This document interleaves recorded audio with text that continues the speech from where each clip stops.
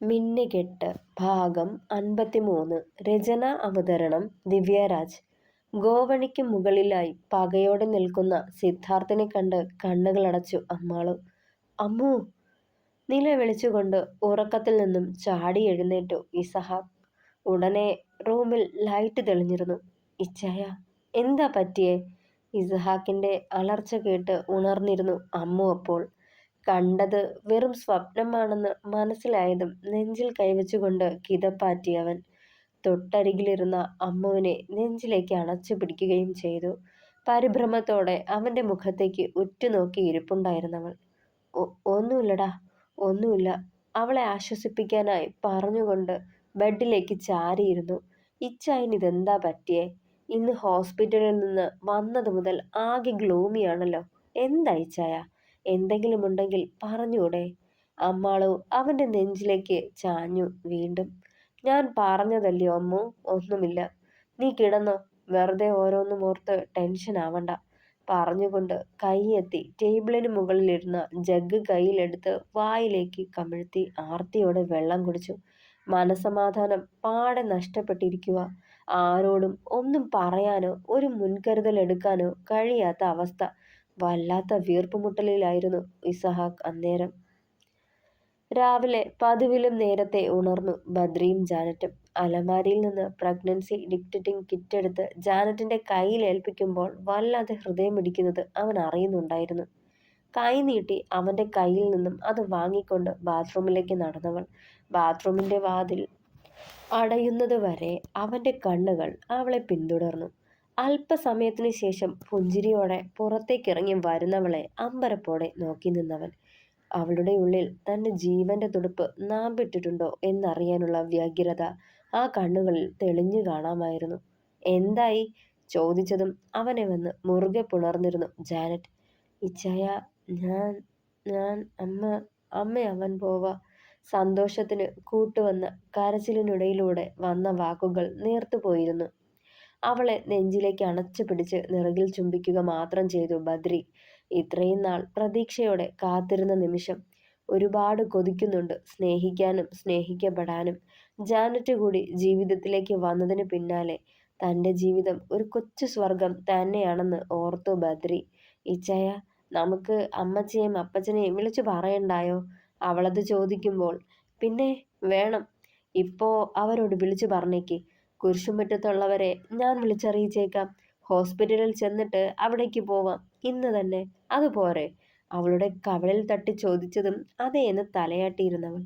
ജാനറ്റിന്റെ വിശേഷം പറയാൻ ബദ്രിയും ജാനറ്റും വരുന്നെന്നറിഞ്ഞതും അമ്മാളും ആനിയും ഒരുപാട് സന്തോഷിച്ചു.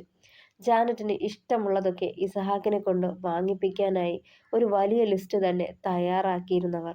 ബദ്രി കുരിശുമറ്റത്തേക്ക് വരുന്നെന്ന് കേട്ടപ്പോൾ തൊട്ട് മനസ്സിന് വല്ലാത്ത സമാധാനമായിരുന്നു ഇസഹാക്കിന്.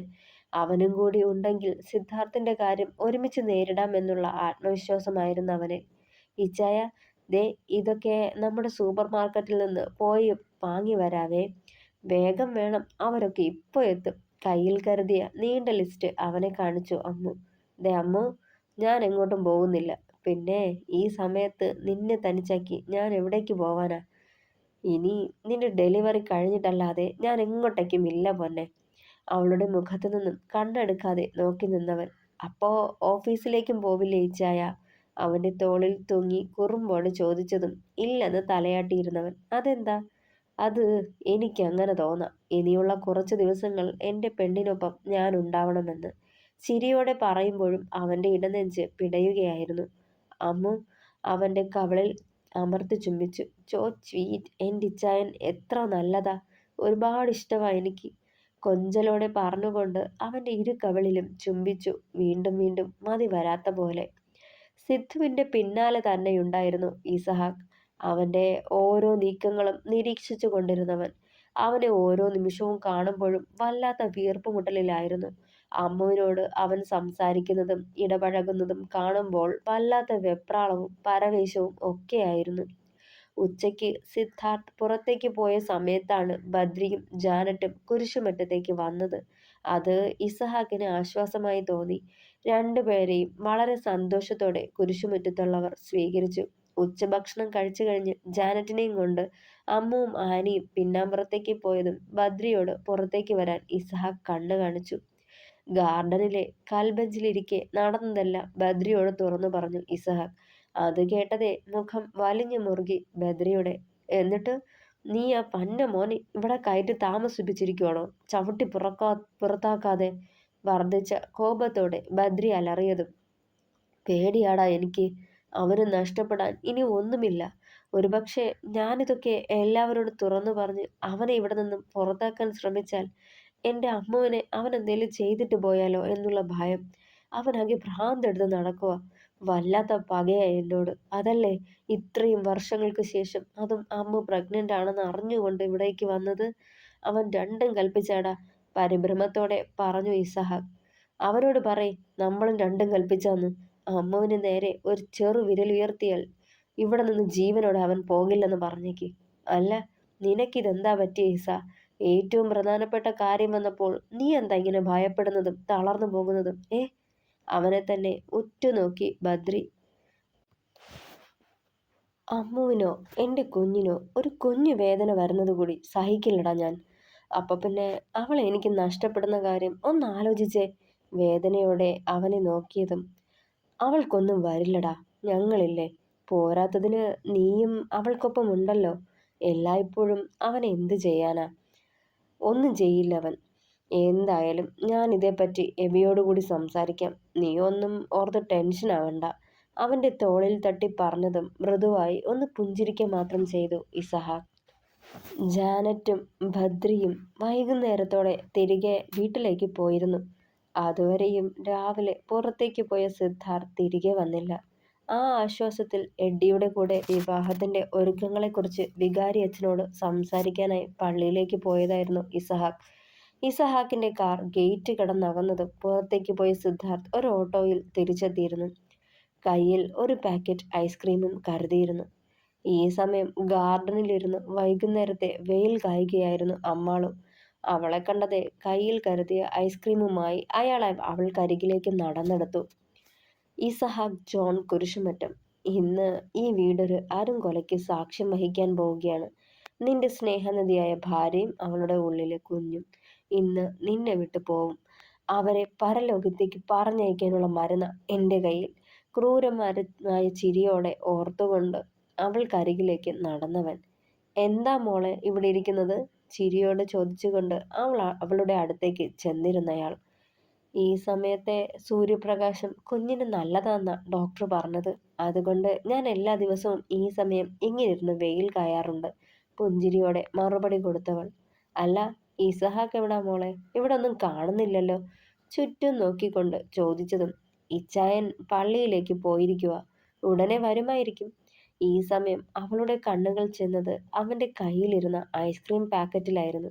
അത് കണ്ടതേ കണ്ണുകൾ വിടർന്നവളുടെ. ഇതാർക്കാ സിദ്ധുവേട്ടാ ഈ ഐസ്ക്രീം? ആകാംക്ഷയോടെ തിരക്കിയതും. മോൾക്ക് വേണ്ടി തന്നെ വാങ്ങിയതാ, കപട സ്നേഹം നടിച്ചുകൊണ്ട് പറഞ്ഞവൻ. ആണോ?